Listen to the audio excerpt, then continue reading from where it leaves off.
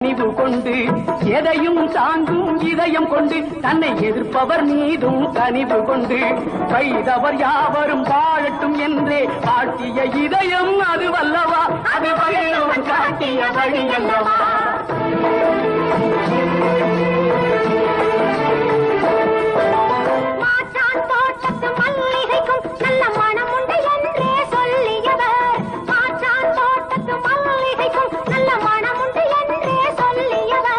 கடமை கண்ணியம் கட்டுப்பாடுதான் தாரக மந்திரம் ஆக்கியவர், நம் தாழ்வுகள் எல்லாம் போக்கியவர்.